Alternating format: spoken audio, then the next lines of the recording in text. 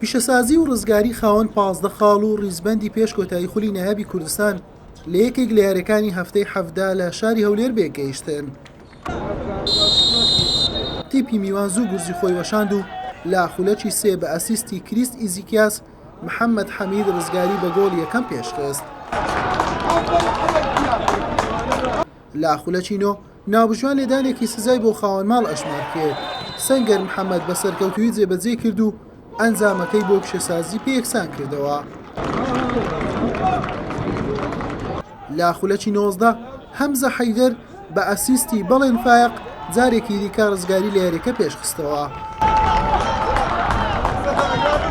لا خولەکی 38 هەمان یاریزان گۆڵی دۆمی خۆی و سێیەمی بۆ تیپەکەی لە یاریەکە زیاد کرد. پیشەسازی هەوڵی دەدا پێش کۆتایی هاتنی نیوەی یەکەم جیاوازیەکە کەم بکاتەوە. دوو جار ستون ڕێگای نەدا. لا نیوەی دۆم ڕزگاری ئەم دەرفەتەی لە پێش بوو بە گۆڵی چوارەمیش بکات لە دەستیدا. پیشەسازی هەوڵەکانی بۆ گەڕانەوە بۆ کەشی یاریەکە چڕ کردبیەوە و کۆنتڕۆڵی تۆپی گرتو بۆ دەست. ڕزگاریش پشتی بە هێرشی هەڵگەڕاوە دەبەست.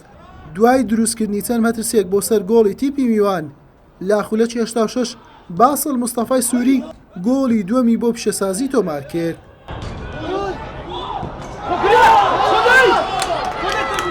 کوڕانی خاوەن ماڵ لە کاتێکدا بۆ گۆڵی یەکسانی دەجەنگان. بەرهەم حوسێن لە خولەکی 94 هەموو شتێکی بە کۆتایی هێنا و گۆڵی چوارەمیشی بۆ ڕزگاری تۆمار کرد. سپاس بۆ خۆی گەورە ئێمە پاش دابڕانێکی زۆر ئەوەی جمهور لێمان چاوەڕێکە شەڕکردن و لە پێناو ڕزبەندی پێشەوە، بەڵام بەداخەوە مۆفەق نابووین لە کۆتاییە شەڕکردن بوو لە سەر دانەبەزین و ئەمڕۆ سپاس بۆ خۆی گەور لە ڕکابەرەکەمان بردە و جمهورمان شاد کردەوە بە فۆزکردن و سێ خاڵی یاریەکە ئینشاڵڵا. دوو یاری داهات و ساحی خۆمانە ئەگەر ئەنجامێکی باشمانە بێ ئینشاڵڵا مانەوەمان زەمانە ئینشاڵڵا.